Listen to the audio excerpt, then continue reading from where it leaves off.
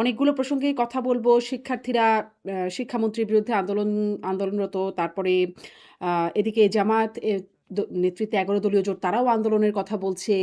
আবার এদিকে আন্দোলনে যারা পদচ্যুত হয়েছে তারা এখন মানে সাবেক প্রধানমন্ত্রীর কথা বলছি, তিনি দেশে ফিরবার কথা বলছেন, হুমকি হুঁশিয়ারি দিয়ে যাচ্ছেন। এসব বিষয়ে আপনার সাথে একে, একে কথা বলবার চেষ্টা করব। কিন্তু মানে শুরু করি, আপনাকে আসলে এখন কি পরিচয় করিয়ে দেব? মানে আগেও যখন আমার অনুষ্ঠানে এসেছেন তখন গণ অধিকার পরিষদের সাধারণ সম্পাদক। এখন আসলে আপনার পরিচয় কি? আমি তো বিএনপি থেকে নির্বাচন করেছি এবং বিএনপিতে জয়েন করার মধ্য দিয়ে নির্বাচন করেছিলাম হুম, এবং গণ অধিকার পরিষদে আমি আর ফিরি নাই।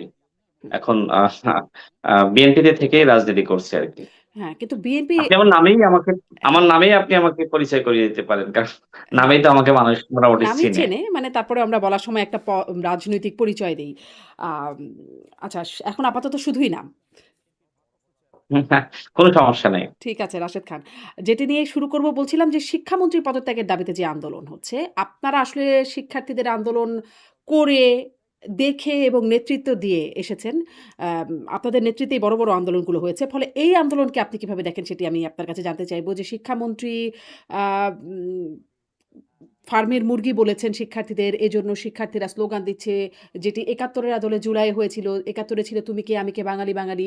সেটি হয়ে গেল তুমি কে আমি কে রাজাকার রাজাকার, কে বলেছে স্বৈরাচার স্বৈরাচার। এখন বলছেন তুমি কে আমি কে ফার্মের মুরগি ফার্মের মুরগি। কে বলেছেন শিক্ষামন্ত্রী শিক্ষামন্ত্রী। এবং শিক্ষামন্ত্রী সংসদে দুঃখ প্রকাশও করেছেন। তারপরেও আন্দোলন চলছে, স্থগিত হয়েছে। কিন্তু তাদের দাবি আদায় না পর্যন্ত আন্দোলন হবে বলে বলছেন। আপনার কাছে কি মনে হয় এই আন্দোলনের গতি প্রকৃতি?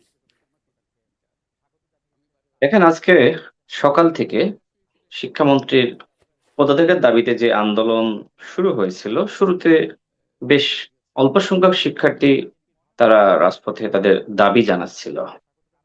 এরপরে যখন বেলা গড়াতে থাকে আমরা দেখলাম যে কোনো শিক্ষার্থীর হাতে ওয়াকি টকি। সাধারণ কোনো আন্দোলন হলে তো কোনো শিক্ষার্থীর হাতে এইভাবে ওয়াকি টকি থাকার কথা নয়, যেটা আহ কালবেলা পত্রিকায় প্রকাশিত হয়েছে। এরপরে দেখেন যে মাছরাঙ্গা টেলিভিশনের একটি ভিডিও ফুটেজ, সেখানে লক্ষ্য করা যাচ্ছে যে মানিক মিয়া এভিনিউতে আন্দোলনকারী শিক্ষার্থী পরিচয়ে বাসের মধ্যে ঢুকে আহ বাসের ড্রাইভার, হেল্পার, যারা যাত্রী ছিল তাদের সাথে খারাপ ব্যবহার করা হচ্ছে। এমনকি বাসের গ্লাস ভাঙচুর করা হয়েছে। এই কাজগুলো আসলে কোনো শিক্ষার্থী করতে পারে বলে আমার কাছে মনে হয় না। দেখেন, ভিওডি বাংলা তারা আরেকটি ভিডিও প্রকাশ করেছে। সেখানে স্পষ্ট দেখা যাচ্ছে যে একজন বালককে আন্দোলনকারীরাই তাকে ধরেছে এবং পুলিশের হাতে সোপর্দ করেছে এবং সেই বালক নিজেকে কওমি মাদ্রাসার শিক্ষার্থী দাবি করছে। এখন কথা হলো যে কওমি মাদ্রাসার একজন শিক্ষার্থী তিনি কেন সেখানে আসলেন? এবং আন্দোলনকারীরাই বলছেন যে ওই বালক সে তার হাতে অস্ত্র ছিল এবং সে পুলিশের উপরে হামলা করেছে। এছাড়া আরো যদি দেখেন যে একজন আহ বালিকা, তিনি নিজেকে শিক্ষার্থী হিসেবে দাবি করছেন। তিনি বলছেন যে শেখ হাসিনার পতন ঘটিয়ে আমরা ভুল করেছি। শেখ হাসিনাকে বাংলাদেশে ফিরিয়ে আনতে হবে। শিক্ষার্থী পরিচয়ে নিশ্চয়ই দেখেছেন যে ভুয়া আইডি কার্ড এবং সাংবাদিক যে সময় আরো কয়েকজনের পরিচয় জিজ্ঞেস করেছে, তারা মিডিয়াতে কথা বলছিল। তো এই পরিচয় জিজ্ঞেস করার পরে তারা কিন্তু দৌড় দিয়েছে, পালিয়ে চলে গেছে। হুম। এছাড়া দেখবেন যে সারাদিন স্বরাষ্ট্রমন্ত্রী, শিক্ষামন্ত্রীর নামে নানান ধরনের ভুয়া ফটো কার্ড আমি নিজে দেখেছি। আমাদের মাননীয় প্রধানমন্ত্রীর নামে ভুয়া ফটো কার্ড। তো এইভাবে কিন্তু একের পর এক গুজব হুম, ছড়ানো হয়েছে। হুম। বা কিন্তু মানে এই রাশেদ খান, আন্দোলনে আমার আমি কাছে আপনার মনে কাছে হয়। এইটা একটু বিস্তারিতই শুনবো। শেষ করতে চাই আপনার কথাটা। কিন্তু আমি একটু এটাও প্রশ্ন করতে চাই যে যখন ধরেন এরকম আন্দোলন হয়, এরকম তো ভুয়া ফটোকার্ড যেমন সবসময় আন্দোলন ছাড়াও চলতে থাকে সবসময়। তাছাড়াও ধরেন আন্দোলনে সবসময় ছাত্রদের মাঝে অছাত্ররা। এটা যেকোনো আন্দোলনেই আমরা দেখেছি। মনে পড়ছে কোন আন্দোলন ঠিক মনে পড়ছে না। কিন্তু একটা আন্দোলনে দেখেছিলাম বুয়েটের শিক্ষার্থীরা আন্দোলন করছে। তারা বলছেন যে, "কোথায় পড়েন?" তাকে ফার্স্ট ইয়ারে পড়ি, কমার্সে পড়ি ইত্যাদি ধরনের কথাবার্তা। কিন্তু বুয়েটে পড়ে। এরকম নানান রকম কথাবার্তা বা বিভিন্ন আন্দোলনেই ছাত্রর নামে অছাত্র ঢুকে গেছে। এটা কি নতুন কিছু? ছাত্র নামে অছাত্র ঢুকে যাওয়া? না, এটি আসলে নতুন কিছু নয়। কিন্তু গণঅভ্যুত্থানের পর একটি নির্বাচিত সরকার দায়িত্ব নেওয়ার ঠিক আগের দিন থেকে, অর্থাৎ শপথ গ্রহণের আগের দিন থেকে জামাত শিবিরের যে ধরনের আন্দোলন এবং একের পর এক গণঅভ্যুত্থানের হুমকি এবং আজকে কিন্তু আপনার 14ই জুলাই। হুম। নিশ্চয়ই আপনার খেয়াল থাকবে যে 2024 সালের 14ই জুলাই সেদিন কিন্তু শেখ হাসিনার একটি বক্তব্যকে কেন্দ্র করে হুম। সারা দেশের শিক্ষার্থীরা আন্দোলনে নেমেছিল। তো আমার কাছে মনে হয় যে ওই দিনটিকে টার্গেট করে আরেকটি পরিকল্পনা হাতে নেয়া হয়েছিল মূলত ১৪ই জুলাইয়ের একটি অপচেষ্টা হিসেবে আমি দেখি। যেখানে শিবির এবং ছাত্রলীগের আচরণ, কথাবার্তা একাকার, একই রকম। দেখেন, আজকের সারাদিনে জামাত শিবিরের ফেসবুক আইডির পোস্ট এবং ছাত্রলীগ এবং আওয়ামী লীগের ফেসবুক আইডির পোস্ট এবং গুজব আমার কাছে একই রকম মনে হয়েছে। অর্থাৎ সেই ৭১ এর আ স্বাধীনতা বিরোধী শক্তি এবং যাদের গণঅভ্যুত্থানের মধ্য দিয়ে আ পতন হয়েছে, সেই স্বৈরাচার এবং রাজাকার অনেকটা একাকার হয়ে গেছে একটি নির্বাচিত সরকারের বিরুদ্ধে। আপনি নিশ্চয়ই খেয়াল করবেন যে কিছুদিন আগে জামাতের আমির তিনি হুমকি দিয়েছিলেন যে ৯৬ এর মতন আমাদেরকে গর্জে উঠতে হবে, আমাদের প্রস্তুতি গ্রহণ করতে হবে। তো আমার কাছে মনে হয় যে কোনো না কোনোভাবে আওয়ামী লীগকে সাথে নিয়েই জামাত ইসলাম তারা হুম। বিএনপির বিরুদ্ধে আন্দোলন কিন্তু করতে জামাত চায়। ইসলামের আমির তো সংসদে বলছেন এই জুলাই ১৪ জুলাইয়ের কথা মানে এই জুলাইয়ের কথাই বলছেন। বিশেষ সতর্ক থাকতে বলছেন সরকারি দলকে, বিরোধী দলকেও সতর্ক থাকতে বলছেন। মানে তিনিই তো সতর্কবার্তা দিচ্ছেন বরং। হ্যাঁ, হ্যাঁ, দেখেন জামাতের আমির এমন একজন ব্যক্তি, আপনার নিশ্চয়ই খেয়াল থাকবে যে তিনি মাননীয় প্রধানমন্ত্রীকে বলেছিলেন যে, "আমার আসনের উন্নয়নের দায়িত্ব আপনাকে দেয়া হলো।" এরপরে আ স্থানীয় সরকার প্রতিমন্ত্রী জনাব মীর শাহ আলম এবং ঢাকা মহানগর আ উত্তরের যিনি প্রশাসক আছেন শফিকুল ইসলাম মিল্টন সাহেব, তারা দুজন কিন্তু আমিরের আসনে গিয়েছিলেন এবং বিভিন্ন জায়গায় পথসভা করেছে এবং সেখানে একসাথে উন্নয়নের যে জরিপ বা কোথায় কতটুকু উন্নয়ন করা দরকার সে আলোচনা হয়েছে এবং সেখানে জামাতের আমির খুব ইতিবাচক বক্তব্য দিয়েছে। এরপরে যে সময় মানুষ সমালোচনা করছিল যে সরকারি দল আর আ বিরোধী দল কি এক হয়ে গেল? বাংলাদেশে কি তাহলে প্রকৃতপক্ষে কোনো শক্তিশালী অপোজিশন নাই? তো এই প্রশ্ন যে সময় আসলে সামাজিক যোগাযোগ মাধ্যমে, গণমাধ্যমে উত্থাপিত হচ্ছিল, সেই সময় ঠিক বিকাল বেলা জামাতের আমির আরেকটা প্রোগ্রামে গিয়ে গণ-অভ্যুত্থানের ডাকা শুরু করে দিলেন। মানে আবার সমালোচনা শুরু করলেন। জামাতের আমির দেখবেন আ তিনি সংসদে বলেন যে, "আমাদের সংসদে যে আলোচনা, সংসদের বাইরের আলোচনা একরকম হওয়া উচিত না। সংসদের বাইরে যে আলোচনা হয়েছে এটা যাতে ভিতরে না হয়।" তার মানে কি? তার মানে উনি জনগণকে আইওয়াশ করার জন্য সংসদের বাইরে উনি গর্জন দিবেন। আর সংসদের ভিতরে গিয়ে বলবেন যে, "আপনারা কেমন আছেন? ভালো থাকেন, আমরা সবাই ভালো থাকি, মিলেমিশে থাকি।" এ ধরনের কথাবার্তা তিনি বলেন।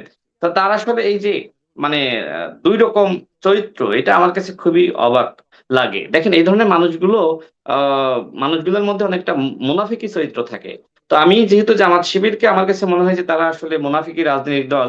তো আমি অবাক হব না যদি ভবিষ্যতে আওয়ামী লীগকে সাথে নিয়ে বা শেখ হাসিনাকে সাথে নিয়ে জামাতের বর্তমান আমির একসাথে আন্দোলন করে। হুম। কারণ তাদের অতীতে কিন্তু একসাথে তারা নির্বাচনে গিয়েছে। যেমন এরশাদের অধীনে ৮৬ সালের নির্বাচনে জামাত এবং আওয়ামী লীগ একসাথে নির্বাচনে অংশ নিয়েছিল। আচ্ছা। ৯৬ তে এই আওয়ামী লীগ এবং জামাত একসাথে বিএনপির বিরুদ্ধে আন্দোলন করেছিল। হুম। এমনকি ফখরুদ্দিন, মইনুদ্দিনের সময় দেখেন তারা কিন্তু একটা সুবিধাবাদী জায়গায় ছিল বিএনপি এবং আওয়ামী লীগের বিরুদ্ধে। মানে জামাতের কোন চরিত্র আছে বলে আমার কাছে মনে হয় না। যে জামাত মানে একসময় বিএনপির সাথে থেকে নিজেদেরকে কিছুটা গুছিয়ে নেওয়া, পরবর্তীতে দেখেন ২৪ এর গণঅভ্যুত্থানের পরে সর্বপ্রথম জামাতের আমির কিন্তু বলেছে যে নব্য ফ্যাসিস্ট বিএনপিকে বলেছে, "এক স্বৈরাচারকে হটিয়ে আরেক স্বৈরাচারকে আমরা ক্ষমতায় আনবো না।" তো জামাতের কোন চরিত্র নাই। জামাত তার প্রয়োজনে তার কিন্তু শত্রুর সাথে হাত মিলাইতে আপনি যেমন প্রস্তুত। বলছেন জামাত শেখ হাসিনার সাথে বা জামাত আওয়ামী লীগ স্বৈরাচার রাজাকার একসাথে হয়ে যাচ্ছে হলেও অবাক হবেন না এরকম ধরনের কথা বলছেন। কিন্তু আবার যদি আমি বলি ১১ দলের পক্ষ থেকে ধরেন এনসিপি সমাবেশে সেই হাতবোমা হামলার পরে নাহিদ ইসলাম বললেন যে একসাথে আওয়ামী লীগ বিএনপি একসাথে মিলে আসুক দেখি কত শক্তি। বা বিভিন্ন সময় আওয়ামী লীগ এবং বিএনপিকে একসাথে মিলিয়ে আরেকজন নেতা দেখলাম বলছেন যে নৌকার শীষ মানে আওয়ামী লীগ আর বিএনপিকে একসাথে মিলিয়ে এরকম বলছেন রাশেদ প্রধান। তারপর নাসিরুদ্দিন পাটোয়ারি তো বলেনি। আগেও বলেছেন, সম্প্রতিও দেখলাম বলেছেন যে, জিয়াবাদ, মুজিববাদ সব বাদ। জিয়া পরিবার, মুজিব পরিবার সবাইকে ওয়াশ আউট করা হবে এরকম আ আ তিনি বলছেন। মানে তারা তো বরং বিএনপি এবং আওয়ামী লীগকে একসাথে মিলিয়ে দেখানোর একটা চেষ্টা মানে করছেন কিনা, বা আসলে বিএনপি আওয়ামী লীগেরও একসাথে কোথাও যোগসাজশের ব্যাপার আছে কিনা? কারণ আমরা দেখেছি আসলে বিএনপি আওয়ামী লীগও একসাথে আন্দোলন করেছে অতীতে। না, অতীতে আসলে কখনোই বিএনপি আওয়ামী লীগ একসাথে আন্দোলন করেনি, একসাথে নির্বাচনে অংশ এরশাদ নেয়নি। পতনে তাদের একসাথে ভিতরে আন্দোলনে কখনোই ছিল। সেটা সেটা আমি সেই ব্যাখ্যায় আসবো। এবং কখনো বিএনপি এবং আওয়ামী লীগের মধ্যে সখ্যতা ছিল না। কারণ বিএনপি একটি বড় দল, আওয়ামী লীগ তার প্রতিযোগী। তো সেই জায়গায় ২ দল যদি এক হয়ে যায়, কেউ কারোর প্রতিযোগী থাকে না। আওয়ামী লীগ এবং বিএনপি কোনো সমীকরণেই এক হওয়ার কোনো সুযোগ নাই। বরং আওয়ামী লীগ সবসময় বিএনপির শত্রু হিসেবেই পরিগণিত হবে এবং বিএনপি আওয়ামী লীগের। হুম, বরং এই দুটি দলের বাইরে অন্যান্য দল যারা মাঝারি ছোট দল তারা যেকোনো স্বার্থে যেকোনো দলের সাথে যেকোনো সময় মিলে যেতে পারে। আচ্ছা, আপনি যে কথা বলছিলেন নাসিরুদ্দিন পাটোয়ারির কথা, দেখেন এই নাসিরুদ্দিন পাটোয়ারি রা আ কিন্তু রাশেদ খান, জামাত নাসিরুদ্দিন ইসলামকে পাটোয়ারিকে নিয়ে আরো একটু পরে আসি। কারণ উনার আরো কিছু বক্তব্য আছে এরকম। আমি সেগুলো আমি নিয়ে আমি এক এক করে আমি এক এক করে শেষ করি। আপনি অনেকের কথা বলেছেন। আমি না, আমি ৫ মিনিটে নাসিরুদ্দিন সবার পাটোয়ারিকে উত্তরটা নিয়ে দিয়ে আরো দিই। কিছু কথা জিজ্ঞাসা করব। মানে উনার আরো কিছু আচ্ছা। বক্তব্য আছে তো। আপনি যদি আমার কিছু বাকি থাকে আপনি জিজ্ঞেস করেন। যেহেতু প্রসঙ্গ আচ্ছা, আচ্ছা, শুরু বলেন, করেছি। বলেন, বলেন। শোনেন, নাসিরুদ্দিন পাটোয়ারি জামাত ইসলামকে বলেছিল যে জামাত ইসলাম স্বাধীনতা, সার্বভৌমত্ব এবং মানচিত্র বিরোধী একটি রাজনৈতিক দল। জামাত ইসলাম সংস্কারের নামে ভণ্ডামি করছে। হুম, জামাত ইসলাম ভারতের একটা এক্সটেনশন। এই কথাগুলো বলার পরেও নাসিরুদ্দিন পাটোয়ারি কিন্তু জামাতের সাথে জোটে হুম, গিয়েছে। আচ্ছা, তারপরে আমি বলি নাহিদ ইসলাম। দেখেন নাহিদ ইসলাম কিন্তু জামাত ইসলামকে বলেছিল যে জামাত ইসলাম সংস্কার চায় না। সংস্কারের নামে পিআর এর নামে জামাত ইসলাম প্রতারণা করছে। মোটামুটি যদি এনসিপির নেতৃবৃন্দর বক্তব্য আপনি নির্বাচনের আগে আপনি বিশ্লেষণ করেন গণ অভ্যুত্থানের পরে, তাহলে মোটামুটি সবার বক্তব্য এরকমই ছিল। অর্থাৎ তারা জামাতের বিরুদ্ধে ছিল।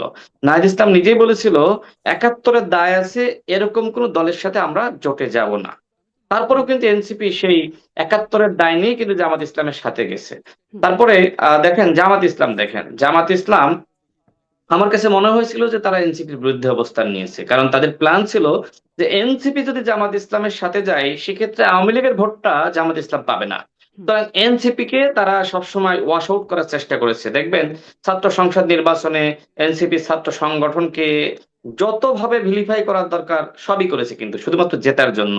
এবং এমনকি জামাতের যিনি বর্তমান সেক্রেটারি জেনারেল তিনিও কিন্তু বলেছিলেন যে বাপের থেকে বেশি বাড়তে হুম। চেও না।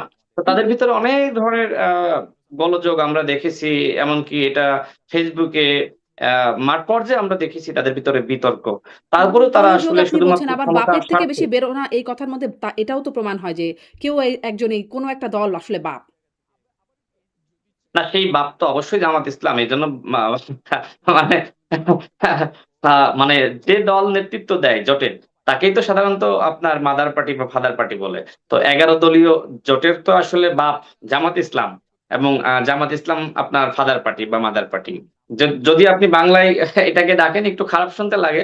এজন্য ইংলিশে বলাই মনে হয় ভালো যে ১১ দলীয় জোটের নেতৃত্বে বা মাদার পার্টি জামাত ইসলাম। তো আমার খুব মাঝে মধ্যে অবাক লাগে যে নাহিদ ইসলাম গণ অভ্যুত্থানের নেতা, এই বাংলাদেশে নাহিদ ইসলাম যদি কখনো এমপি না হতেন, মন্ত্রী না হতেন, প্রধানমন্ত্রী না হতেন, ইতিহাসের পাতায় তিনি গণ অভ্যুত্থানের নায়ক হিসেবে এক দফার ঘোষক হিসেবে থাকতেন। সেই নাহিদ ইসলাম কিভাবে জামাতের আমির শফিকুর রহমানের পিছনে তিনি আসলে ধর্ণা ধরেন, দাঁড়িয়ে হুম। থাকেন, জামাতের নেতৃত্ব গ্রহণ করে তিনি আসলে এনসিপির মতন একটি নতুন রাজনৈতিক দল যাদের অনেকে গণ অভ্যুত্থানে ভালো ভূমিকা রেখেছে, মানে এরকম সেই সমালোচনা তো তরুণদের দল আপনাকে নিয়েও কিভাবে করা যায় জামাতের রাশেদ খান। নেতৃত্ব গ্রহণ আপনারাও করে গণ এইভাবে। অভ্যুত্থান, কোটা আন্দোলন এগুলোর নেতৃত্বে একদম ১ম সারিতে ছিলেন। সেখান থেকে আপনি এখন মানে বিএনপিতে চলে গেছেন। একটা দলের সাধারণ সম্পাদক থেকে আপনার এখন আসলে আপনার দলের মানে রাজনৈতিক পরিচয় কি সেটিও বলা যাচ্ছে না। সেরকম কোনো পরিচয় পাওয়া যাচ্ছে না। ফলে এরকম সমালোচনা তো আপনাকে নিয়েও করা যায়। না, আমাকে নিয়ে তো অবশ্যই আপনি সমালোচনা করতে পারেন। কিন্তু আপনি কি আসলে বিএনপি এবং জামাত ইসলামকে একই টাইপের দল মনে করছেন? আমার তো মনে করার কিছু নিশ্চয়ই না। না। আমার তো আসলে না, মনে করার তারপরেও কিছু নিশ্চয়ই না। নেই। হ্যাঁ। আমার কাছে মনে হয় নিশ্চয়ই না। প্রত্যেকটা বিএনপি দলই আর জামাত আলাদা। ইসলাম তো একই টাইপের দল না। দেখেন এই বাংলাদেশে হ্যাঁ, বিএনপি ঠিক আছে, বিএনপির জন্ম পরে। কিন্তু বিএনপির যিনি প্রতিষ্ঠাতা শহীদ প্রেসিডেন্ট জিয়াউর রহমান তিনি তো স্বাধীনতার ঘোষক। এবং যেহেতু তিনি ঘোষক তার মানে কি? তার মানে ৭১ বলেন, ২৪ বলেন আর ৯০ বলেন, বিএনপি কিন্তু সবসময় মানুষের সাথে ছিল। আমি কিন্তু হুম, ৭১ এর বিশ্লেষণটা আগেই দিয়েছি। যেহেতু এই দলের প্রতিষ্ঠাতা তার অবদান থাকা মানে পরোক্ষভাবে কিন্তু পরবর্তীতে বিএনপির অবদানটাই ধরে নেওয়া যায়। অর্থাৎ বিএনপিকে আপনি কোনোভাবেই গণমানুষের বিরুদ্ধে দল বলতে পারেন না। কিন্তু আপনি যদি জামাতের ইতিহাসটা বিশ্লেষণ করেন, জামাত কিন্তু বাংলাদেশের কোনো দল না।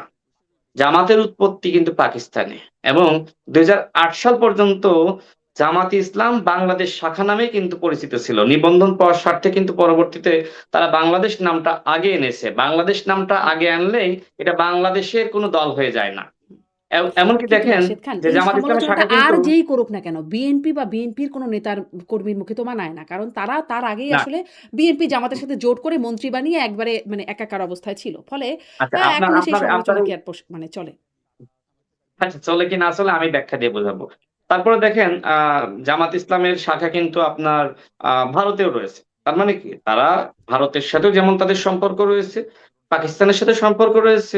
দেখেন জামাতের আমির তিনি আসলে দিনের বেলা ভারতের বিরুদ্ধে বক্তব্য দেন, আবার রাতের বেলা ঠিকই ভারতীয় কোনো কূটনীতিকের সাথে তিনি বৈঠকও করেন এবং সেটি গোপন রাখার জন্য অনুরোধও করেন। তো নানান ধরনের বক্তব্য আমরা শুনেছি। আর আপনি যে কথা বললেন অনুরোধ যে করেন আসলে ভারতীয় যেহেতু কূটনীতিক। মানে অনুরোধ হ্যাঁ, করেছিলেন ভারতীয় কূটনীতিক। হ্যাঁ, হ্যাঁ। I don't know. আমার কাছে আমি যতটুকু শুনেছিলাম যে আপনার জামাতের পক্ষ থেকেই অনুরোধ করা হয়েছিল। আচ্ছা, ভুল কিন্তু হতে জামাতের পারে। আমির আচ্ছা, বলেছিলেন যে আসলে আচ্ছা, এখন বলেন। বিএনপি এবং জামাত ইসলামকে কেন একসাথে মেলানো যাবে না? এর কারণটা হলো যে আ বিএনপি সবসময় নেতৃত্বের জায়গায় থেকেছে। আর বিএনপি জামাতের আ আদর্শে কখনোই বিলীন হয়ে যায়নি। বরং জামাত ইসলাম আওয়ামী লীগের সাথে তাদের সখ্যতা বেশি ছিল।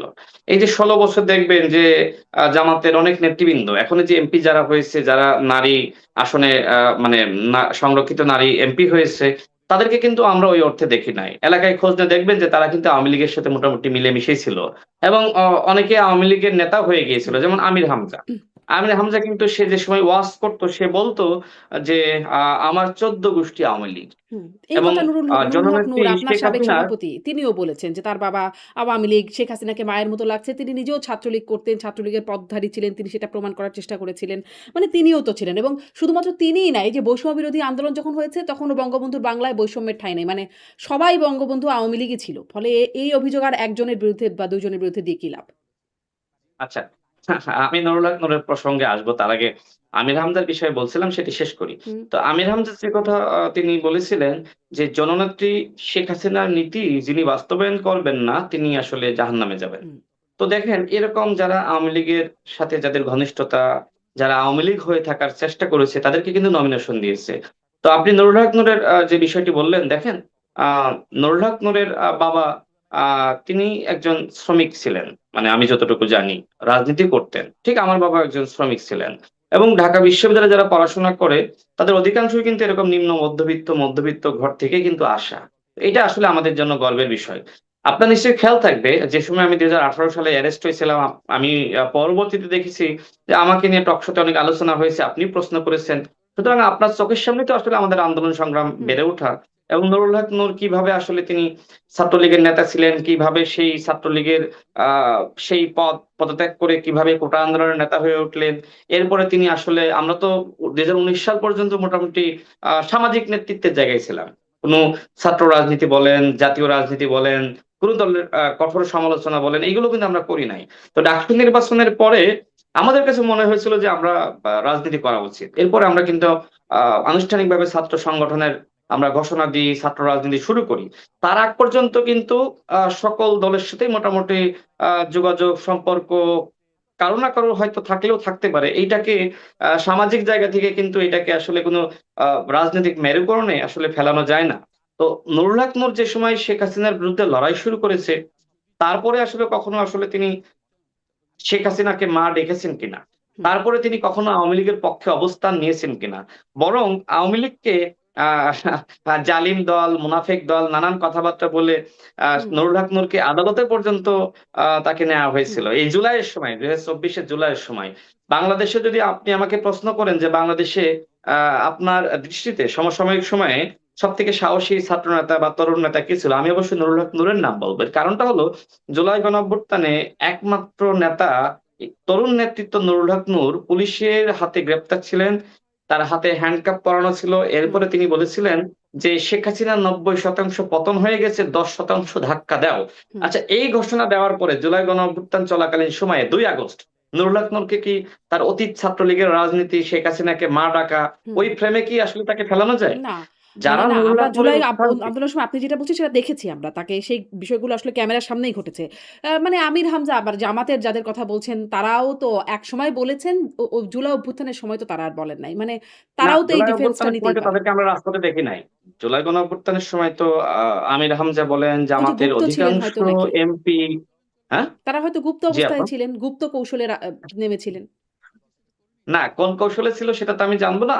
বাট জুলাই আচ্ছা। গণঅভ্যুত্থানের সময় আমির হামজাকে বলেন, জামাতের অধিকাংশ এমপিকে আমরা রাজপথে পাইনি। এখন যারা শুধু জামাতের বিএনপির এমপি নারী লোককেও এমপি রাজপথে আছে। পায় নাই। না, বিএনপির যারা আপনার যারা এমপি হয়েছে তারা মোটামুটি যারা নির্বাসিত জীবনে থাকা ছাড়া এর বাইরে যারা বাংলাদেশে ছিল তারা সবাই রাজপথে ছিল। এবং যারা আপনার নারী এমপি হয়েছে হুম। সংরক্ষিত নারী আসনে তারাও সবাই জেল-জুলুমের শিকার হয়েছে। কিন্তু আ যারা জামাত ইসলামের সংরক্ষিত নারী আসনে এমপি হয়েছে তাদের একজনকেও দেখাইতে পারবেন না যে ১৬ বছরে তারা কখনো আসলে রাজপথে নেমেছে। সংরক্ষিত আমরা না কাউকে হোক কিন্তু চিনতামই না। জামাতের যারা এমপি ছিলেন তারা তো সবাই মানে আমির থেকে শুরু করে তারা তো সবাই জেল জুলুমের শিকার হয়েছেন। হন না, নাই? সেটা তো সংখ্যাটা খুবই সীমিত। যাদেরকে আপনি দেখছেন, আমি দেখছি, আমরা চিনি। সেই সংখ্যাটা তো আসলে বিএনপির সাথে যদি আপনি তুলনা করেন, সেটা হয়তো জামাতের মানে হুম, 10% হবে, বিএনপি যদি 100% হয়। এর বাইরে তো আসলে হওয়ার কোনো সুযোগ নাই। হুম। জি, জি। আমি আসলে মূল প্রসঙ্গে আসি। জামাত বিএনপির তুলনামূলকের জায়গায় আসলে কথা থেকে কথায় চলে যাচ্ছিলাম। কিন্তু মূল প্রসঙ্গ ছিল ওই যে আন্দোলন। শিক্ষার্থীরা এখন যে আন্দোলন করছে, আমি জিজ্ঞাসা করছিলাম এর গতি প্রকৃতি আপনার কাছে কেমন মনে হয়? আপনার বিশ্লেষণের থেকে আমার এই প্রশ্নটা জাগলো যে আ এই আন্দোলন কি তাহলে আপনার কাছে মনে হয় একটা জেনুইন আন্দোলন? নাকি আসলে এই আন্দোলনের মানে এই আন্দোলন কোনো প্রোপাগান্ডা বা পারপাসিভ আন্দোলন, উদ্দেশ্যমূলক কোনো একটা পক্ষের?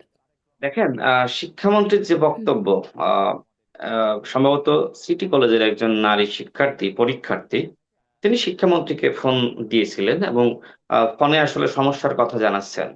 শিক্ষামন্ত্রী আ ঠিক নিজের মেয়ের সাথে যেভাবে কথা বলেন, সেইভাবেই তিনি হুম, হুম। কথা বললেন যে, "আমার মেয়েটা আসলে ব্রয়লার মুরগির মতন। হুম, হুম, সেও ভিজলে জ্বর চলে আসে, ঠান্ডা লেগে যায়। তো এখনকার শিক্ষার্থীরা ঠিক আমার মেয়ের মতনই ব্রয়লার মুরগির মতন। আমি যে হুম, তোমাদের কষ্টটা বুঝি না এরকম না। আমারও তো মেয়ে আছে।"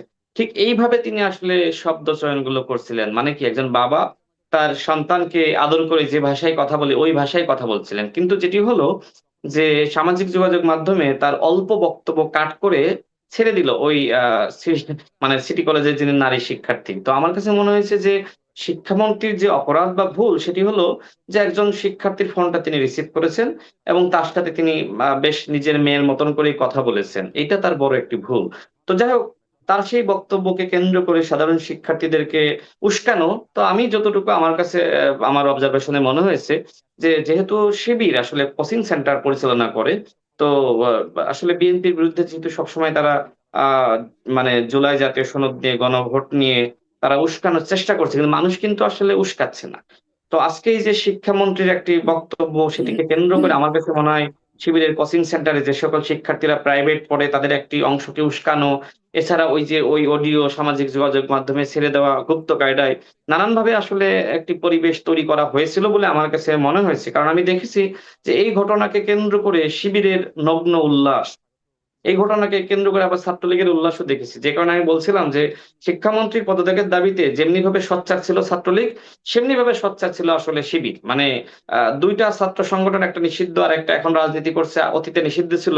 তারা মোটামুটি দেখলাম যে একই রকম তাদের বয়ান, একই রকম আচরণ। তো যে কারণে আমার কাছে মনে হয়েছে এই আন্দোলনটা আসলে আ একটি ফাঁদ। মানে বিএনপির বিরুদ্ধে হুম, জনগণকে খেপিয়ে তোলা, শিক্ষার্থীদেরকে খেপিয়ে তোলা একটা ফাঁদ সৃষ্টি করা হয়েছিল। কিন্তু আসলে সব ফাঁদে তো আসলে বিএনপি পা দিবে না।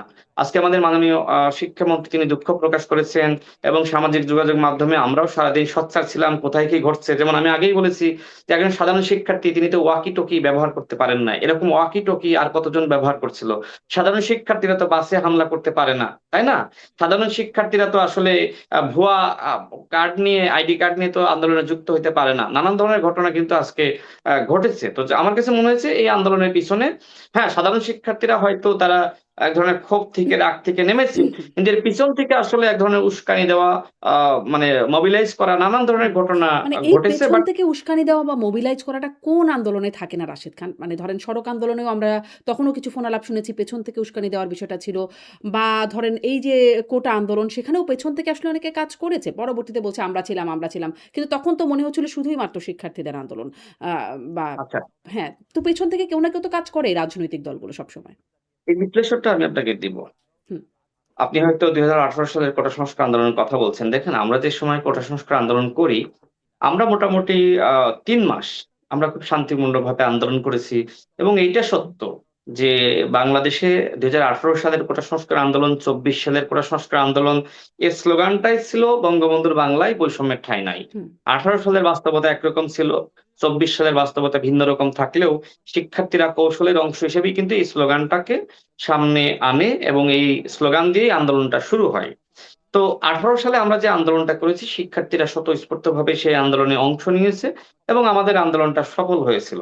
এরপরে কোটা সংস্কার আন্দোলন চলা অবস্থায় নিরাপদ সড়ক আন্দোলন, সেই আন্দোলনেও শিক্ষার্থীরা স্বতঃস্ফূর্তভাবে অংশ নিয়েছে। হ্যাঁ, হয়তো শিক্ষার্থীদের আন্দোলনকে কেন্দ্র করে কেউ নানান ধরনের আপনার খোয়াব দেখতে পারে। কিন্তু ওইটা শিক্ষার্থীরা বাস্তবায়িত হতে, আমার কাছে মনে হয়েছে যে ১৮ সালে যে আন্দোলনে ওইটা হতে দেয়নি, বা ওই ধরনের পরিবেশও ছিল না। হুম, আর ২৪ এ যেটি হয়েছে, ২৪ এর আন্দোলনটাও ঠিক একইভাবে আমাদের যে দাবি ছিল, যেহেতু ওই আন্দোলনের legacy আমরাই বহন করি। ঠিক শেখ হাসিনা যেহেতু প্রতারণার মাধ্যমে ওটা আবার ৩০% ফিরিয়ে আনলো। যে কারণে একইভাবে কিন্তু আন্দোলনটা শুরু হয়েছিল। যেমনিভাবে ১৮ তে আমরা শুরু করেছিলাম। যে সময় হুম, আবু সাইদকে গুলি করে হত্যা করা হলো। হুম, চট্টগ্রামের ছাত্রদল নেতা ওয়াসিমকে গুলি করে হত্যা করা হলো। একই দিনে ৬ জন মানুষকে গুলি করে হত্যা করা হলো। তখন রাজনৈতিক দলগুলোর নৈতিক দায়বদ্ধতা চলে আসে প্রতিবাদ করার। এটা বাংলাদেশের ইতিহাসে হয়েছে, এটা পৃথিবীব্যাপী যত ইতিহাস আছে, প্রত্যেকটা ইতিহাসে কিন্তু এই ঘটনা ঘটেছে। সুতরাং রাজনৈতিক দলগুলো যদি মাঠে নামে, সেই মাঠে নামানোর যে নৈতিক দায়বদ্ধতা, সেটা শেখ হাসিনাই সৃষ্টি করেছিল। এর দায়টা অন্য কোন দলকে আপনি দিতে পারেন না। অর্থাৎ ২৪ এর যে গণঅভ্যুত্থান, এটা শেখ হাসিনার হুম, কারণেই হয়েছে। হুম, হুম, ২৪ এর গণঅভ্যুত্থানের মাস্টার মাইন্ডও শেখ হাসিনা। শেখ হাসিনার ভুলের কারণেই কিন্তু এই গণঅভ্যুত্থানটা হয়েছে। অনেকে বলে থাকে যে এই গণঅভ্যুত্থান পরিকল্পিতভাবে সৃষ্টি করা হয়েছে। দেখেন, যেহেতু ১৮ সালের কোটা সংস্কার আন্দোলনের নেতা আমি ছিলাম, নুরুল হক নূর ছিল। হ্যাঁ, ২৪ সালে যেটি হয়েছে, যে সময় শেখ হাসিনা গুলি করে মানুষ হত্যা শুরু করলো, সে সময় আমরা যেহেতু ওই আন্দোলনের সিনিয়র ছিলাম, আমাদের কাছে মনে হয়েছে যে হত্যার পরে আর এটা কোটা সংস্কার আন্দোলন থাকতে পারে না।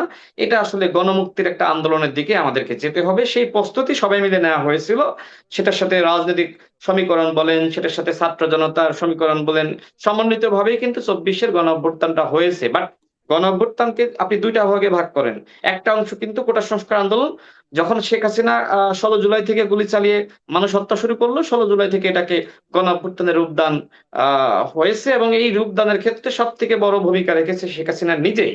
শেখ হাসিনা নিজের ভুলটা যদি উনি না করতেন, ১৪ জুলাই শিক্ষার্থীদেরকে রাজাকারের বাচ্চা বলা, আবার ১৬ হুম। জুলাই এইভাবে গুলি করে মানে ৬ জনকে এখানেও তো একটা একদিনে প্রশ্ন হত্যা আছে। না মানে করা। আপনি বলছিলেন এই যে ফার্মের মুরগি তিনি বলেন নাই শিক্ষামন্ত্রীর কথা।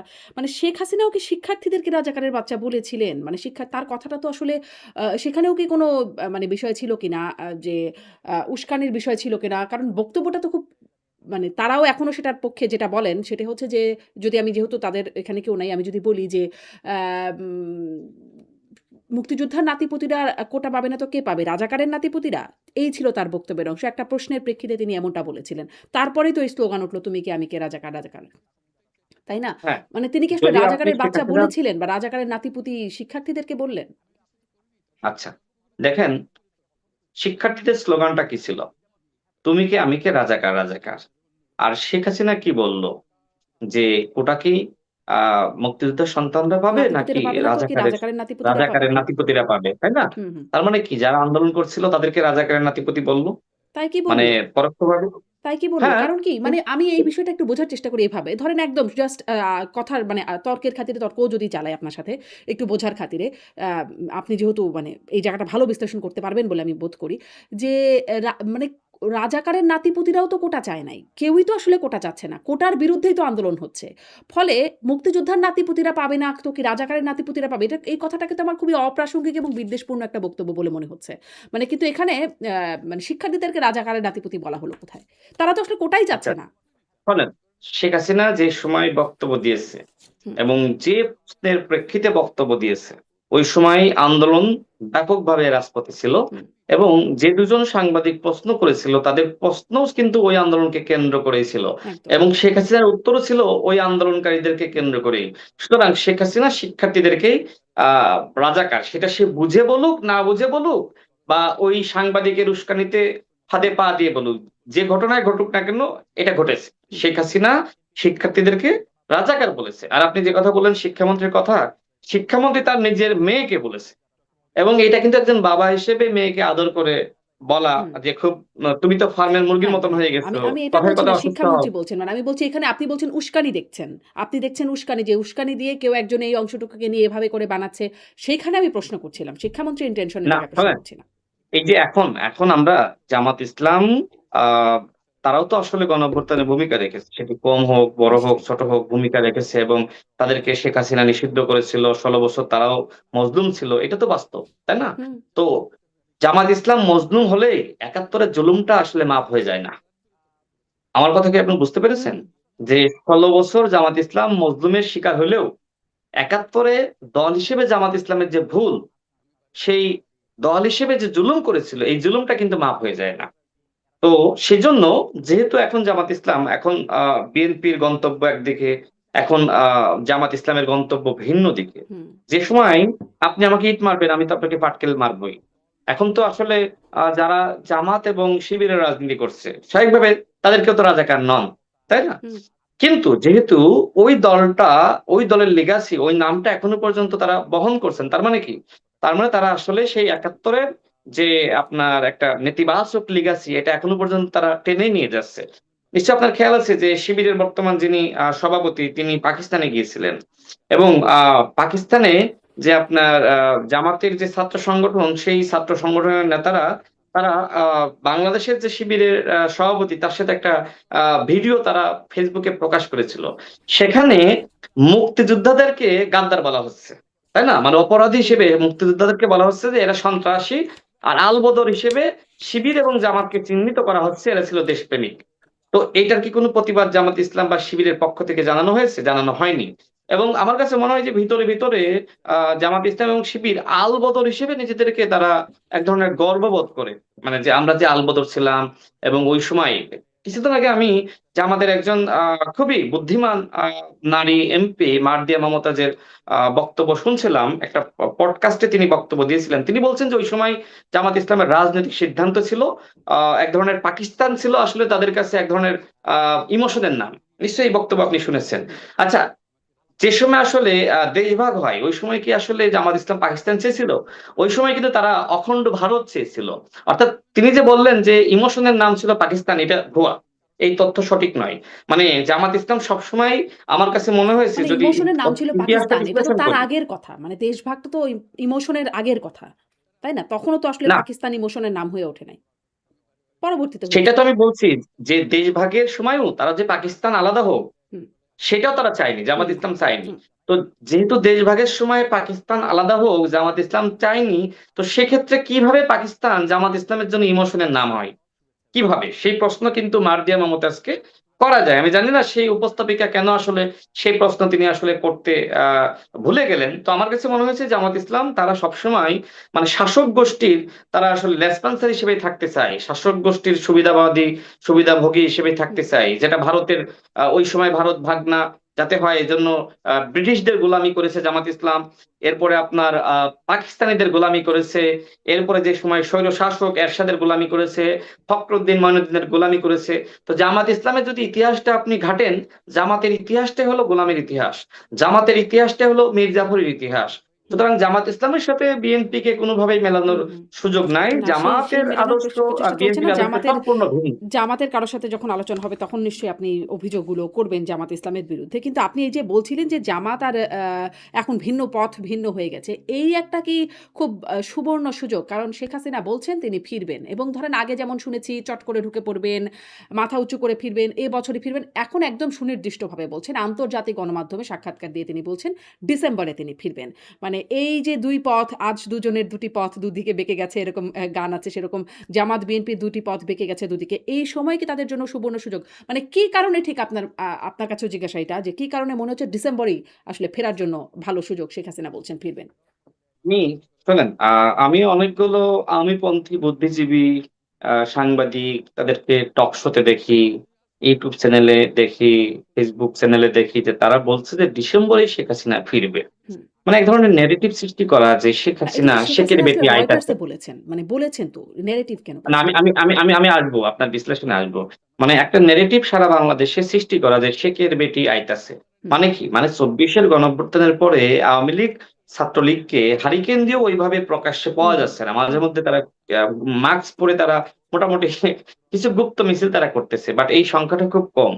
এবং আপনার আওয়ামী লীগের যে আসলে প্রতিষ্ঠা বার্ষিকীর দিন গেল, ওইদিন আমরা যে হাকডাক আমরা শুনেছিলাম, দেখেছিলাম, আমরা দেখেছি যে ছাত্রলীগ, আওয়ামী লীগ ওইভাবে মাঠে নামেনি। এখন যেভাবে শেখ হাসিনা, আওয়ামী লীগের পলাতক মন্ত্রীরা তারা যেভাবে বলছে আমরা দেশে আইতাছি, হ্যাঁ, শেখ হাসিনা নির্দেশনা দিয়েছে, সবাইকে রেডি হইতে বলেছে। তো ওই সময় একই কথা বলেছিল, মাঠে নামতে হবে, এই করতে হবে, সেই করতে হবে। তারা কিন্তু মাঠে নামে নাই। তো আমার কাছে মনে হচ্ছে যে শেখ হাসিনা দেখছে যে আমি ভারতে রয়েছি, আমার দল শেষ হয়ে গেছে। তো এখন বাংলাদেশে আমি তখনই ফিরতে পারবো যদি আমার দলটা আসলে প্রাসঙ্গিক থাকে এবং আওয়ামী লীগ যদি মাঠে আসলে রাজপথটা তারা দখল করতে পারে বা বাংলাদেশকে আনস্টেবল করতে পারে। তো আমার কাছে মনে হয়েছে যে ছাত্রলীগ, যুবলীগ বা আওয়ামী লীগের নেতা কর্মীদেরকে চাঙ্গা করার জন্য শেখ হাসিনা আসলে একটা ভুয়া ডেলিভারি দিয়েছে। আমি আপনাকে আজকের এই আলোচনা থেকে আমি বলছি, শেখ হাসিনা ডিসেম্বরে বাংলাদেশে ফিরবে না। আর যদি শেখ হাসিনা যে কথা সে বলেছে হুম। যে আমি মাথা উঁচু করে বাংলাদেশে ফিরবো, আমি অনেকগুলো বক্তব্যে আমি বলেছি, আজকেও বলছি, শেখ হাসিনা যদি আসলেই ফাঁসির কাস্টে ঝোলার জন্য সাহস করে মাথা উঁচু করে বাংলাদেশে ফেরে, আমি রাশেদ খান বিমানবন্দরে শেখ হাসিনাকে ফুলের তোড়া হাতে আমি রিসিভ করতে যাব। মানে আমি তার সাহসটা দেখার জন্য।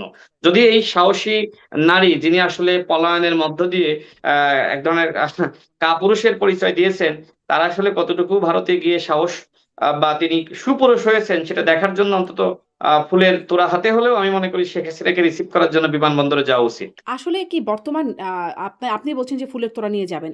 মানে বর্তমান রাজনীতিতে যারা আছে তারা কি চান? মানে আপনারা যদি বলি এরা বিএনপি, আ জামাত ইসলামী তারা কি আসলে চায় যে শেখ হাসিনা ফিরুক আসলেই?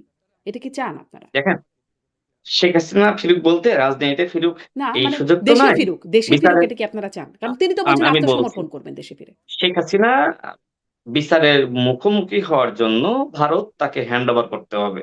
যেহেতু ভারত তাকে আশ্রয় দিয়েছে, এখন শেখ হাসিনা ভারতের জিম্মায় আছে। মনে করেন যে শেখ হাসিনা এখন ভারতের আদালতে আছে। আর বাংলাদেশে তার বিরুদ্ধে বিচার কার্য চলছে। ইতিমধ্যে তার বিরুদ্ধে রায় ঘোষিত হয়েছে। এখন যেহেতু ভারতের সাথে আমাদের বন্দি বিনিময় চুক্তি আছে এবং ভারতের সাথে আমাদের প্রতিবেশী রাষ্ট্র, সুতরাং শেখ হাসিনাকে আনুষ্ঠানিকভাবে বাংলাদেশ সরকারের কাছে ভারত সরকার হস্তান্তর করতে হবে। এর বাইরে শেখ হাসিনা নিজ থেকে চাইলেও আসলে বাংলাদেশে ফিরতে পারবেন না, ফেরার কোনো সুযোগ নাই। এখন ভারত সরকার কি চায় কিনা ডিসেম্বরে শেখ হাসিনাকে ফেরাইতে? হ্যাঁ, এক্ষেত্রে যদি ভারত মনে করে যে শেখ হাসিনাকে আমরা ডিসেম্বরেই বাংলাদেশে সরকারের কাছে আমরা হস্তান্তর করব, সেক্ষেত্রে শেখ হাসিনা যে বয়ান দিয়েছেন যে হ্যাঁ ডিসেম্বরে তার ফেরা হবে, বাট ওই ফেরাটা রাজনৈতিক ময়দানে ফেরা নয়, ওই ফেরাটা হবে আসলে তার বিচার কার্য সম্পূর্ণ করার জন্য ভারত তাকে আসলে হ্যান্ড ওভার করবে। এর বাইরে শেখ হাসিনা না শেখ হাসিনা স্বাভাবিক বাংলাদেশের কোনো নাগরিক। পন্থায় তিনি বাংলাদেশে বাংলাদেশে ফিরতে পারবে একাই না। ফিরতে পারেন। ভারতকে ফিরাতে হবে কেন? তিনি যদি স্বেচ্ছায় মনে করেন তিনি বাংলাদেশে ফিরবেন, বাংলাদেশের নাগরিক আমি হিসেবে আপনাকে বাংলাদেশে আগেই ফিরবেন। স্পষ্ট করেছি। হ্যাঁ, আমি আপনাকে আগেই স্পষ্ট করেছি যে তিনি ভারতে আশ্রয়ে আশ্রিত। আছেন হ্যাঁ, এবং তিনি আ তিনি বাংলাদেশে কিন্তু দোষী। হুম। আদালত তাকে দোষী হিসেবে মৃত্যুদণ্ডপ্রাপ্ত। সাব্যস্ত করেছে, তার বিরুদ্ধে রায় ঘোষণা করা হয়েছে। এক্ষেত্রে যদি তার বিরুদ্ধে রায় ঘোষণার আগে তিনি ফিরতে চাইতেন, তিনি আমি মনে করি যে স্বাভাবিকভাবেই ফিরতে পারতেন। যেহেতু তার বিরুদ্ধে রায় ঘোষণা হয়ে গেছে, আদালতে বিচার কার্যক্রম চলছে, আপিল করার যে সময়টা ছিল সেটাও শেষ হয়ে গেছে। সুতরাং এই ক্ষেত্রে ভারতই একমাত্র তাকে হ্যান্ডওভার আইনগতভাবে করতে পারে বাংলাদেশ সরকারের কাছে। এর বাইরে শেখ হাসিনা নিজে যদি মনে করে যে আমি বিমানে আসবো, তো বিমানে আসতে গেলেও তো অনেকগুলো আইনগত প্রসেস তাকে ফলো করতে হবে। এবং যেখান থেকে তিনি বের হবেন সেখানে তো তিনি ভারত সরকারের আশ্রয় রয়েছেন, প্রটেকশনে রয়েছেন। তো সেই প্রটেকশন থেকে তিনি আসলে একা যেমন আপনি যদি ভারতে যান একজন বাংলাদেশী নাগরিক হিসেবে, আপনি কিন্তু বাংলাদেশী নাগরিক হিসেবে ফিরতে পারবেন। তো শেখ হাসিনা তো এই মুহূর্তে বাংলাদেশেরও নাগরিক না। শেখ কেন হাসিনা বাংলাদেশের এখন নাগরিক? কেন? কারণ শেখ হাসিনা বাংলাদেশের নাগরিকত্ব ছেড়েই কিন্তু সে পালিয়েছে, এবং এই মুহূর্তে আমার কাছে মনে হয় নাগরিকত্ব তার ছাড়েন পাসপোর্ট নাই। ভারত সরকার নাগরিকত্ব ছাড়েন নাই। না, তার পাসপোর্ট হ্যান্ড ওভার করার মধ্য দিয়ে কিন্তু তিনি ভারতে আশ্রয় নিয়েছেন। একটা দেশে যদি আপনি যদি রাজনৈতিক আশ্রয়টা নেন, সেক্ষেত্রে পাসপোর্টটা কিন্তু হ্যান্ড ওভার করতে হয়। তাহলে তারেক শেখ রহমানও হাসিনা তো এখন বাংলাদেশের ভারতের নাগরিক ছিলেন রাজনৈতিক না? মানে তারেক রহমানও তো আসলে যখন যুক্তরাজ্যে ছিলেন, আশ্রয়ী ছিলেন যুক্তরাজ্যে। আচ্ছা, শোনেন, তিনি তো নির্বাসিত জীবনে ছিলেন। হুম, নির্বাসিত জীবনের যে আইনগত প্রসেস ছিল, ওই দেশের নিয়ম মেনেই তো তিনি ছিলেন। হুম, আর শেখ হাসিনা যে নিয়মে তিনি ভারতে আশ্রয় নিয়েছেন, ভারতের সিগন্যাল ছাড়া তো আর আমাদের সেনাবাহিনী হুট করে তাকে সেখানে ফেলিয়ে দিয়ে আসে নাই, হুম, তাই না? হুম। ভারতের তো একটা সহযোগিতা ছিল, সেটা তো যে কথা হ্যাঁ, বলেইছিলেন। যেটা শেখ হাসিনা। সেনাপ্রধান নাকি সবসময় আলোচনার মধ্যেই ছিলেন। বলেছেন, তো সেনাপ্রধান বলেছেন অনেকে ভারতের। অনেকে অনেকে বলে না, অনেকে বলে না আসলে মূলত শেখ হাসিনা গোপালগঞ্জে যেতে চেয়েছিল, এবং তাকে বলা হয়েছিল আপনাকে গোপালগঞ্জে নামিয়ে দিব, কিন্তু মূলত সেনাবাহিনী তাকে আপনার ভারতে নিয়ে যায়। এইটা কতটুকু আসলে যৌক্তিক আপনিই বলেন, এটা কি সম্ভব? সেনাবাহিনীর কি সেই সক্ষমতা আছে? সেনাবাহিনী চাইলেই মানে একটা দেশের পতিত স্বৈরাচার, ধরে নিলাম সাবেক প্রধানমন্ত্রী, তাকে কি সেনাবাহিনী চাইলে আর একটা দেশে ফেলিয়ে আসতে পারে? এটা কি সম্ভব নাকি? এটা তো কূটনৈতিক কোনো আইনেও পড়ে না, নিয়মেও পড়ে না, বা আন্তর্জাতিক কোনো আইনেও পড়ে না। সুতরাং শেখ হাসিনা ভারতে গেছে, ভারত সরকারের সিগন্যাল পেয়েই, যেটি শেখ হাসিনা বলতো যে ভারতকে যা দিয়েছে আজীবন মনে রাখবে। শেখ হাসিনার প্রাণ বাঁচানো দায় হয়ে গিয়েছিল। শিক্ষার্থীরা, সাধারণ জনগণ, তারা ভবনমুখী হয়েছিল। সুতরাং প্রাণ বাঁচানোর জন্য শেখ হাসিনা নিজেই নরেন্দ্র মোদীর কাছে হয়তো তিনি কথা বলেছিলেন, আশ্রয় চেয়েছিলেন। সেই জায়গা থেকে ভারত তাকে আশ্রয় দিয়েছে। সুতরাং শেখ হাসিনা এখন ভারতে, তিনি এক ধরনের ভারতের নির্বাসিত জীবনেই মনে করেন যে আছে। হুম। তো নির্বাসিত জীবনে থাকলে ওই দেশের কূটনৈতিক সহযোগিতা ছাড়া আসলে তিনি বাংলাদেশে ফিরতে পারবেন না। আচ্ছা। যে সিগন্যালের কথা বলছেন, তখন আমরা আসলে আরো অনেক কিছুর সিগন্যালের কথা শুনতাম। ধরেন এই ২৪শে গণঅভ্যুত্থান যেখানে আমরা ছাত্র জনতাকে এক হয়ে নামতে দেখলাম, সেখানেও পেছনে একটা মার্কিন সহযোগিতা, একটা মার্কিন তৎপরতা ছিল যুক্তরাষ্ট্রে। সেটি পরবর্তীতে এসেছে, যেমন ধরেন আ যুক্তরাজ্যের সাবেক স্টেট ডিপার্টমেন্টের কর্মকর্তা মাইক বেঞ্চ, জেফ্রি স্যাক্স, অর্থনীতিবিদ, রাজনীতি বিশ্লেষক, তিনি বলেছেন, বা ডোনাল্ড ট্রাম্পও বলেছেন $২৯ মিলিয়ন সহায়তা দেবার কথা। এই আমাদের দেশে জুলাইপন্থী আদর্শিক নেতা ফরহাদ মজহার, তিনি বলেছেন। মানে তারপরে সানজিদা তুলি, বিএনপির এমপি সংরক্ষিত আসনে, তিনিও বললেন পিটার হাসকে স্ট্রংগেস্ট হিরো, রিয়াল হিরো বললেন জুলাই আন্দোলনের। ফলে মানে মার্কিন তৎপরতা। আবার আসিফ মাহমুদ সজীব ভুঁইয়া, তিনিও বলেছিলেন যে তার সাথে মানে মার্কিন কূটনীতিকদের এম্বাসির যোগাযোগ হচ্ছিল জুলাই আন্দোলনের সময়। ফলে নানান রকমভাবে দেখা যাচ্ছিল যে আসলে মার্কিন তৎপরতা। তখন মার্কিনীদের একটা তৎপরতা ছিল। এখন আসলে মার্কিনীদের তৎপরতা কেমন? যদি বলি, মানে যে এত হাক ডাক আচ্ছা, হচ্ছে আওয়ামী আমি লীগ ফিরবে। হ্যাঁ। যে কথাটি আসলে কখনোই বলি নাই, আপনাকে আমি বলি আপনার এই শোতে। দেখেন, অন্তর্বর্তীকালীন সরকারের আইন উপদেষ্টাকে আমি একদিন জিজ্ঞেস করছিলাম যে, স্যার, আহ অনেকে বলে যে বাংলাদেশের সরকার পতনের ক্ষেত্রে বিদেশিদের একটি হস্তক্ষেপ ছিল। আপনার তথ্য মতে বা আপনার অবজারভেশনে কি মনে হয়? তিনি আমাকে বলছিলেন, দেখো রাশেদ, আমরা তো জুলাই গণঅভ্যুত্থানটা তুমিও দেখেছো, হুম, আমিও দেখেছি, বা আন্তর্জাতিক কোনো সহযোগিতা থাকলে তো অন্তত আমরা সবাই মোটামুটি খোঁজ খবর পেতাম। তো আমি যতটুকু জানি যে জুলাই গণঅভ্যুত্থান এটা বাংলাদেশের জনগণের গণঅভ্যুত্থান। বিদেশি কোনো সহযোগিতা বা বিদেশি কোনো ষড়যন্ত্র, ইন্ধন, এটা জুলাই গণঅভ্যুত্থানে ছিল বলে আমার জানা নেই, এবং এটা ছিল না। তিনি এইভাবে আমাকে উত্তর দিয়েছিলেন। এক।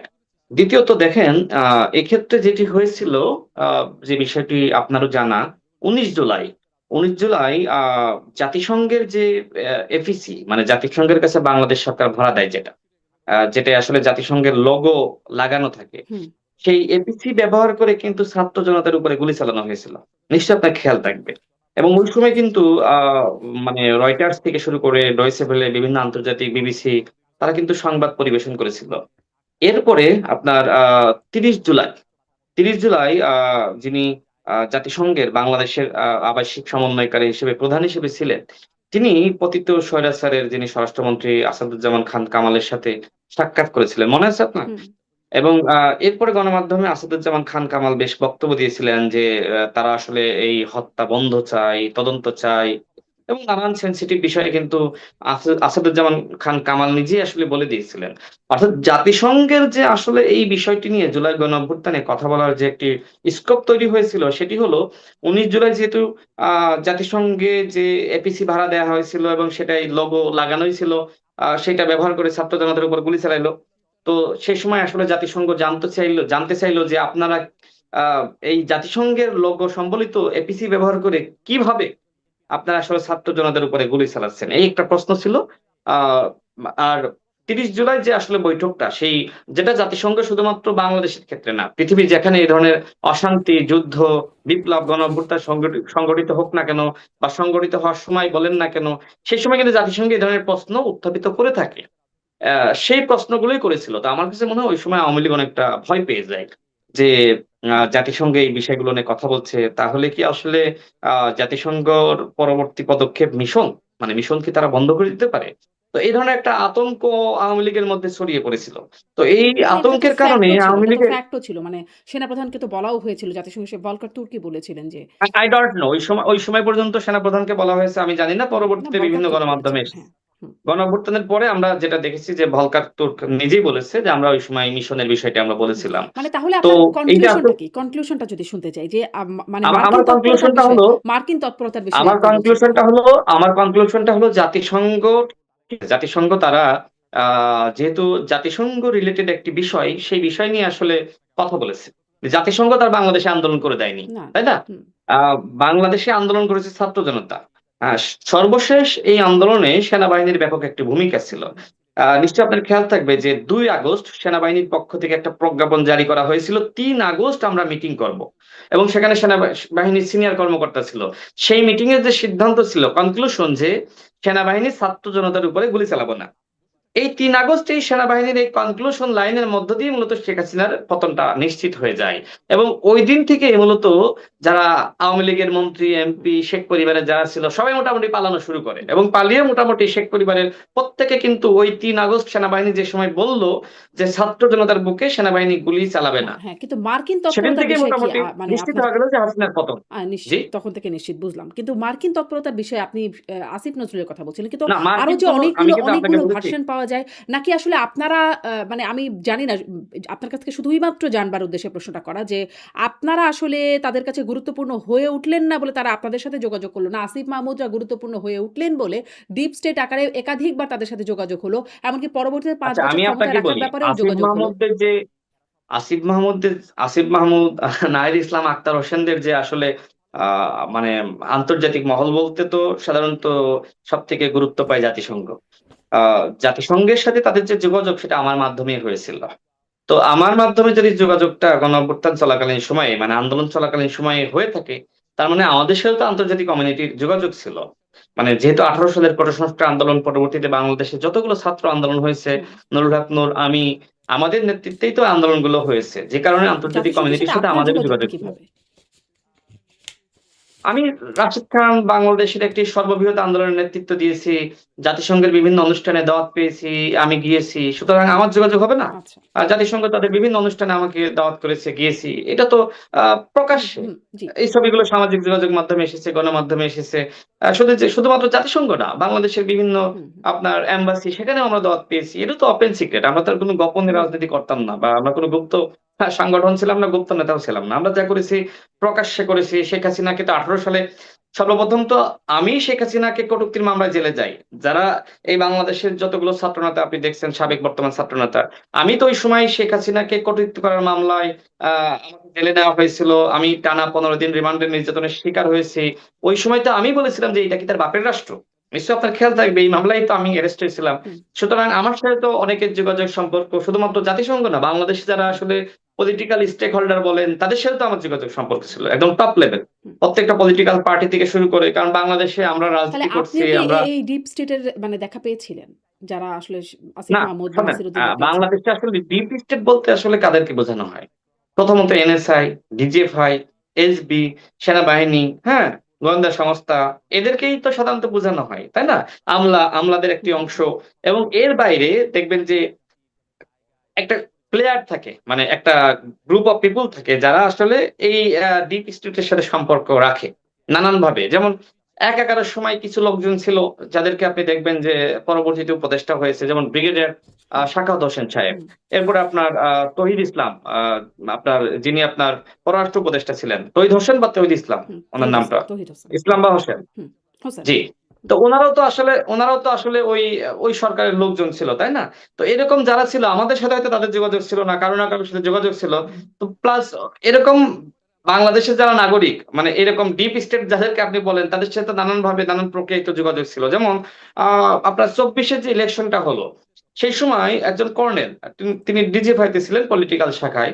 তিনি মেজর জেনারেল ইব্রাহিম সাহেবের বাসায়, ইব্রাহিম সাহেব আমাদেরকে মাঝে মধ্যে দাওয়াত দিতেন, মানে রাজনীতিবিদ হিসেবে সিনিয়র। তো আমি এবং নুরুল হক নূর শেখার জন্য মাঝে মাঝে তার সাথে বসতাম। তো তিনি একদিন তার বাসায় দাওয়াত দিলেন, হঠাৎ যেয়ে দেখি যে সেখানে একজন সেনাবাহিনীর আহ সাবেক কর্মকর্তা এবং তিনি ডিজিএফআই তে ছিলেন কর্নেল, তিনি সেখানে উপস্থিত। আমাদেরকে তিনি অফার দিলেন যে ২৪-এর নির্বাচনে আপনারা আসেন, আপনাদেরকে এমপি বানানোর দায়িত্ব আমাদের। ডিজিএফআই এর পক্ষ থেকে অফারটা দেওয়া হলো। তো এদেরকে সাধারণত ডিপ স্টেট বলা হয়। আমি জানি না আসলে আলাদা কোন ডিপ স্টেটের কথা আসলে আসিফ মাহমুদ বলেছে। তো আমাদের সাথে আলাদা কোনো ডিপ স্টেট কখনোই যোগাযোগ করে নাই, বাট ওই সময় যে আমাদেরকে নির্বাচনে অফার দেওয়া হয়েছিল, আমরা তো প্রকাশ্যেই বলেছিলাম যে আমাদেরকে নির্বাচনে অফার দেওয়া হয়েছে, আমাদেরকে হুমকি দেওয়া হচ্ছে, আমরা আসলে এই ডিজিএফআই এর পাঠানো কোন কর্নেলের নির্বাচনে আমরা যাব না। নামটাও যদি বলে দেন যে সে কে ছিলেন হ্যাঁ, সেটা? তার নাম কর্নেল সরোয়ার। তার নাম কর্নেল সরোয়ার। কর্নেল সরোয়ার, আচ্ছা। জি। হুম, তিনি পলিটিক্যাল শাখায় ছিলেন। আমার তো বলতে আমি তো আর হুম। মানে গোপন মানে কোনো কথা বলছি না, এটা ওই সময় আমি বলেছি। কারণ কারণ আসিফ মাহমুদ যা কখনো বলেন নাই আসলে। আসিফ মাহমুদ বা না নাসিরউদ্দিন আমি পাটোয়ারি কেন কখনো বলবো বলেন না? নাই। আচ্ছা। আমার কথা হলো যে যারা বাংলাদেশে কালপিট, হুম, যারা আসলে অপরাধ করেছে, আপনি নিশ্চয়ই জানেন যে সেনাবাহিনীর মধ্যেও যারা অপরাধ করেছে তাদের বিরুদ্ধে কিন্তু আন্তর্জাতিক অপরাধ ট্রাইব্যুনালে বিচার শুরু হয়েছে। হুম। এবং এই ব্যাপারে আমার কাছে মনে হয়েছে যে বাংলাদেশের যিনি মাননীয় সেনাপ্রধান তিনি আন্তরিক। মানে একটা অল্প কিছু মানুষের জন্য তো একটা বাহিনী কলুষিত হতে পারে না। ওই বাহিনী তো আসলে অল্প কিছু মানুষের দায় নিয়ে তাকে সেভ করতে পারে না। সুতরাং আমরা মনে করি আমাদের প্রত্যেকটা প্রতিষ্ঠান এবং যারা আসলে সার্বভৌমত্বকে ধারণ করে প্রত্যেকটা প্রতিষ্ঠানকে আসলে মানুষের কাছে গর্বের প্রতিষ্ঠান হিসেবে ধরে রাখার জন্য যারা অপরাধী থাকে তাদেরকে বিচার করতে হয়, এবং ওই বিচারটা অন্তর্বর্তীকালীন সরকার আমল থেকে শুরু হয়েছে।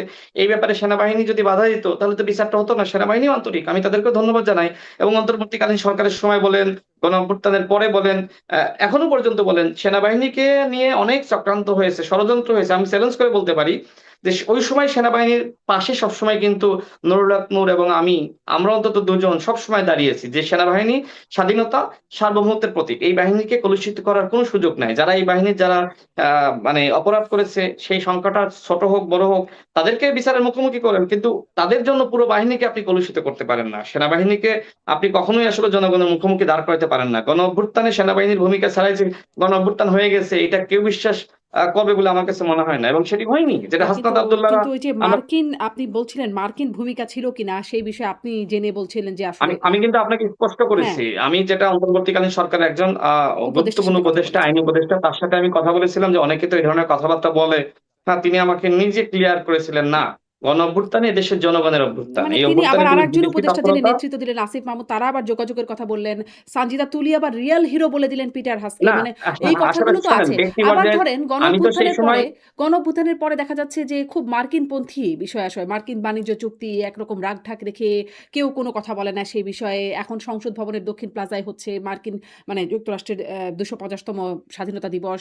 আবার আমেরিকা ককাস নজিরবিহীনভাবে কোনো রকম আইনি কাঠামো ছাড়া সেটাও হয়ে যাচ্ছে সংসদ সদস্যদের নিয়ে, বাংলাদেশের সংসদ সদস্যদের নিয়ে। মানে এটা নিয়েও কেউ কোনো কথা বলছে না। সবাই মানে এই বিষয়ে রাগঢাক। মানে এটি আচ্ছা, সন্দেহজনক না? আপনি আপনি একটু একটু গুগলে সার্চ দিবেন কাইন্ডলি। আমি সার্চ দিয়েছিলাম এর এর আগে, এই জন্য আপনাকে জিজ্ঞেস করলাম যে বাংলাদেশের স্বাধীনতা দিবস পৃথিবীর বিভিন্ন দেশের এরকম পার্লামেন্টে কিন্তু অতীতে পালিত হয়েছে। সে দেশের বিভিন্ন গুরুত্বপূর্ণ প্রতিষ্ঠানেও কিন্তু পালিত হয়। সুতরাং এটাকে আপনি যদি বাংলাদেশি বাংলাদেশের বিবেচনায় পার্লামেন্টে এর ধরেন, আগে কখনো মানে এরকম হয় নাই। হয়নি সেটি বলতে পারেন। অতীতে বাংলাদেশের পার্লামেন্টে কখনো হয়নি, এই জন্য আপনার প্রশ্ন। বা আমেরিকা দেখেন, ককাস বা এরকম মার্কিনীদের সাথে, ককাসও হয় নাই। মানে দেখেন বিদেশি রাষ্ট্রের আমেরিকার সাথে ককাস। আমাদের যে সম্পর্ক, আমেরিকার সাথে যে সম্পর্ক আর ভারতের সাথে সম্পর্ক কিন্তু একরকম না। হুম, হুম, নিশ্চয়ই। ভারতের সরকার যে ধরনের পলিটিক্যাল হস্তক্ষেপ বলেন বা আওয়ামী লীগকে সবসময় সহযোগিতা করা বলেন, যে কাজটি করেছে আমেরিকা, কিন্তু কখনোই ওইটা আমরা দেখি নাই। যে কিন্তু কারণে সানজিদা তুলি তো দেখছেন। আপনার, সানজিদা তুলি তো বলছেন যে স্ট্রংগেস্ট হিরো, রিয়াল হিরো হচ্ছেন আচ্ছা, পিটার এইটা হাস। এইটা তিনি তিনি আমার কাছে যে বিশ্লেষণ মনে হয় যে বিভিন্ন সময় মায়ের ডাকের প্রোগ্রাম তিনি করেছেন, এবং বিশেষ করে মায়ের ডাকের হুম, প্রোগ্রাম করতে গিয়ে সানজিদা তুলি আপা তার পরিবার নানানভাবে কিন্তু আওয়ামী নিগৃহের শিকার হয়েছেন। তার নিশ্চয়ই। বাসায় বিভিন্নভাবে হুম, ডিবি গিয়ে নানান ধরনের অত্যাচার হুম, করেছে, জুলুম করেছে। সেই সময় কিন্তু পিটার হাস তাদের বাড়িতে গিয়েছেন। স্বাভাবিকভাবে আমি আপনাকে বলি বাংলাদেশের যে রাজনীতি না, না সেটা তো স্বাভাবিকভাবে নিগ্রহ মনে করা হয়। নির্যাতনের কথা বলছেন। কিন্তু তিনি বলছেন জুলাই আন্দোলন সফল করার পেছনে রিয়াল হিরো। আমি একটু আপনার আমার বক্তব্য যদি ক্লিয়ার করি তাহলে আপনি বুঝবেন। দেখেন বাংলাদেশের যে রাজনৈতিক বাস্তবতা অনেক সময় মনে হয় যে এম্বাসি গুলোর সাথে বা কোনো মানে কূটনীতিকের সাথে আ বিশেষ করে আপনার পশ্চিমা বিশ্বে তাদের সাথে যদি আপনার ভালো যোগাযোগ থাকে, বাংলাদেশে আপনি মোটামুটি প্রশাসনের কাছে, জনগণের কাছে, সরকারের কাছে আপনি গুরুত্ব পান। তো সেই গুরুত্বের জায়গা থেকে যেহেতু পিটার হাস বিভিন্ন সময় তাদের বাসায় গিয়েছেন, তো এই বাসায় যাওয়াকে কেন্দ্র করে অনেক সময় সরকার বলেন, ডিবি বলেন, প্রশাসন বলেন তারা অনেকটা আসলে সমীহ করতে বাধ্য হয়েছে বা যতটা জুলুম করতে চেয়েছিল সেটিও কিন্তু পারে নাই।